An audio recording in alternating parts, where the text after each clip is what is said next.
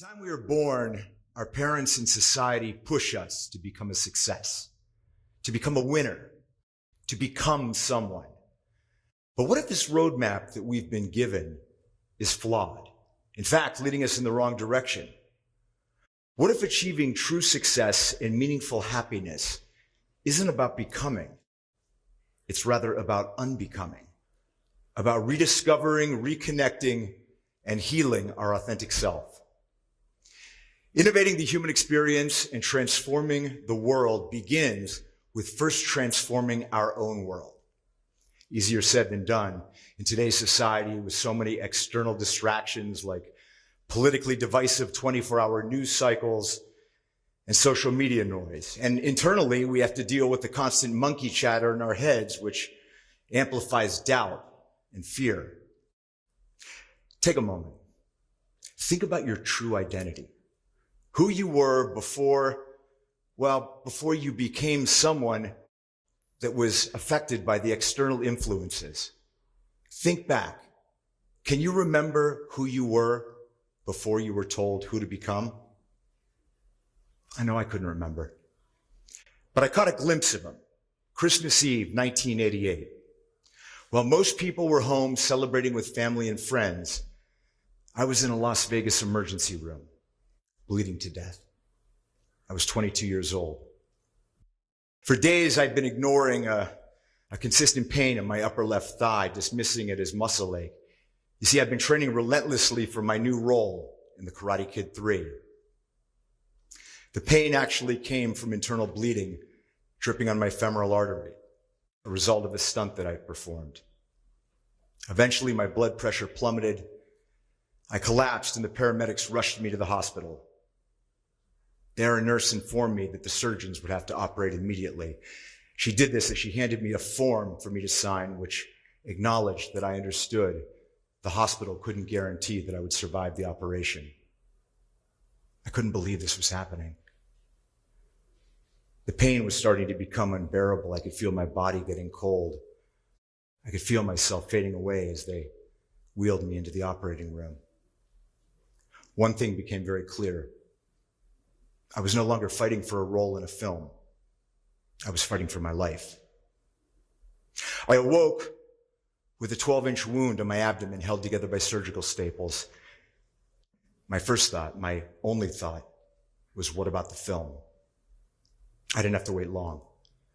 The director's call came swiftly and with a sobering ultimatum. Return to set in 2 weeks, or you're fired. As I hung up the phone, a bitter thought crossed my mind. Welcome to Hollywood, kid. But in that moment, I was faced with a decision that would affect the rest of my life. Option 1, become a victim. Option 2, fight with everything I had. I had beaten out literally thousands of other actors to win a role that I knew was not only career-changing, but was life-changing. I decided to fight. That first day after surgery, it took everything I had to walk 10 feet to the bathroom in my room. I returned to my bed, collapsed. I was winded and exhausted. The staples, they felt like tiny white-hot pokers in my skin. The next day, I pushed myself harder. I walked around the entire hospital floor. And then 3 times the day after that. Eventually, I convinced the hospital staff to discharge me against medical advice. I realized how weak I'd become. I'd gone from 180 pounds of muscle to 155 pounds. If I was going to keep my role in the film, it was up to me to save myself. I was not going to allow this setback to define who I would become. Instead, it was going to reveal who I truly was. Against the odds, I returned to set, I completed the film, and I performed all of my own martial arts stunts. I did this because I chose the road less traveled. And it made all the difference. For a while. Fast forward to November 2nd, 2016, my 50th birthday. I had become what I was supposed to become. I was successful, at least outwardly. I was a husband. and I was a father. But what I wasn't was meaningfully happy. You see, I was 40 pounds overweight. I was struggling to keep a job by the skin of my teeth. And I was also struggling with addiction. For years, I had been on autopilot. Instead of focusing on feeling good about myself, I found ways to make myself feel good, chasing material possessions, numbing my feelings with food and alcohol. I felt like a fraud. And every time I walked by the mirror, I thought, what now? And the scariest part was that the reflection looking back at me didn't have any answers. What happened to that 22-year-old kid who fought to save his own life? What happened to karate's bad boy? I'd spent decades in Hollywood, the land of make-believe and illusion, chasing an idea of becoming someone that I thought I wanted to become. But in reality, I'd become someone who was more impressed with what other people thought of him than my own character. I'd become someone who placed image above integrity.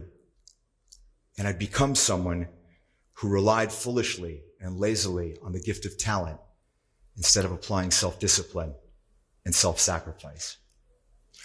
I had wandered into a wasteland of mediocrity, and I'd become lost. There are two forces in the universe which bring about true and lasting change in humans. They're fear and love. I was hit by both of them like a lightning bolt the day my wife looked me in the eyes and she said, I've put everything I have into this relationship, my entire heart. Please tell me that I haven't backed the wrong horse. Wow. Those words hit me harder than when I was told that I might not survive the surgery. Right then and there, I decided I was going to unbecome the man that I'd become. I was going to save my marriage. I was going to save myself. I'd done it before, but this time was going to be harder, much harder. At 50 years old, I could no longer rely upon a youthful sense of destiny, but I understood that refusing to unbecome would be more painful than the difficult journey ahead. So I decided, no more waiting for my ship to come in. I was going to build the damn ship. Eventually, I figured out how. And like most of life's essential challenges, the solution was simple, but not easy.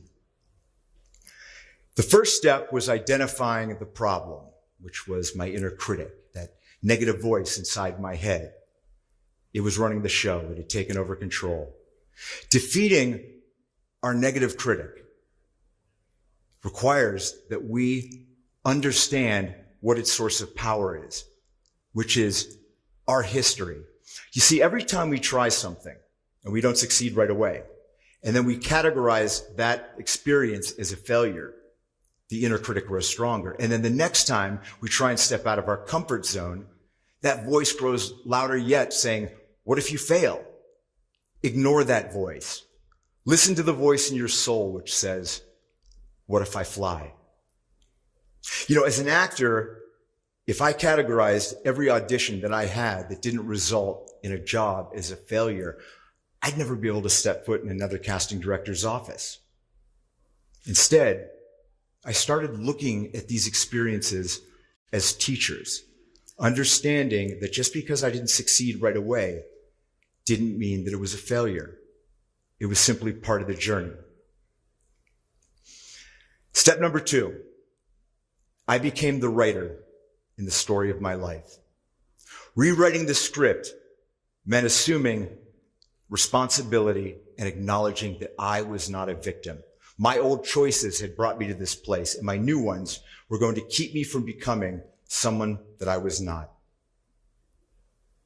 Unbecoming also means rewriting our definition of success and meaningful happiness. Not the definition that we've been given, but our definition. Let me tell you what success is not. Success is not the impossible images that we see plastered all over the glossy covers of fashion and fitness magazines. Success is not the constant bombardment of television commercials telling us what we must have if we're going to be successful. And success is not social influencers parading their extravagant lifestyles on media platforms. And as someone that has lived in Hollywood for over 35 years, I can tell you that many of those fabulous lifestyles are cultivated by publicists, by filters, and by Photoshop, not by meaningfully happy people. Achieving meaningful happiness and reconnecting with your authentic self requires rewriting the past. It requires healing old wounds of the heart and damaging memories of the mind. It requires nurturing the inner child, which for so many of us has become a vessel of toxic shame and judgment. And what it does is it forms a negative self-image. Neglecting to heal keeps us anchored in the past, and it prevents us from drawing strength and creativity from our inner child. Healing is not easy. It requires loving a part of ourselves that has seemed unlovable. What I did, and what I suggest you do, is to find an image that represents your inner child. Connect with it emotionally. Speak to your inner child with empathy. You are cherished. You are needed. But you are not who I am today. Repeat that over and over again until it starts to sink in. And forgive yourself for the times that you took shelter from the pain and the fear and the helplessness as a young child under the umbrella of victimhood. Remember this. Healing is a process. It takes time. It takes patience. Step number 4. I became the actor in my life, assuming my best role, the role of the hero. This meant taking action. Everything I did became intentional. What I ate, what I drank, what I thought, what I did, how I treated others, and how I treated myself. And I asked myself one simple question with everything I did. Is this action moving me closer to my authentic self and the life that I desire, or is it moving me further away? Great acting, like unbecoming, requires cultivating the art of listening. Tune in to the voice inside your heart that speaks to your authentic self. Here you will learn the secret of life, which is discovering the unique gift that each of us has, that we were born with. Listen to the voice of the universe, which guides you to balance and peace and harmony. Here you will learn the meaning of life, which is sharing that gift, transforming and innovating the world. Trying to control results, that instigates becoming. But improving the process necessary to achieve results facilitates unbecoming. It's one of life's great ironies. If you want results, ignore them. Sounds oxymoronic, doesn't it? But it's true. If you want results, ignore them. Focus on the process, the habits, and the actions. You're probably already doing this right now. Let's take driving, for example. I'm sure we all drive a car pretty much the same way.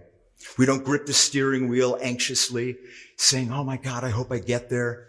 Staying in the results, we expect to get there. Why is that? Well, we've built a bulletproof process for driving. Apply that same psychology to anything you do, any goal. Build a bulletproof process, apply it effectively with consistency, and adjust where necessary. Eventually, I transformed my entire world. I lost more than 50 pounds. I wrote 5 critically acclaimed books, and I created a television series that won an Emmy. And I would trade every single one of those things away if it meant that I had to give up the 2 most amazing things that I received in my transformation, which was reconnecting with my authentic self and achieving meaningful happiness. You see, concentrating on results means that you're thinking about the future. The future is unknown, and humans hate the unknown. It creates anxiety. And what that does is it diverts energy and it diverts attention from the present. And ultimately, the present is all we truly have. Life offers no guarantees. None of us know how long we'll be here for. The most important relationship that you will ever make is with yourself. Isn't it time you discover who you really are?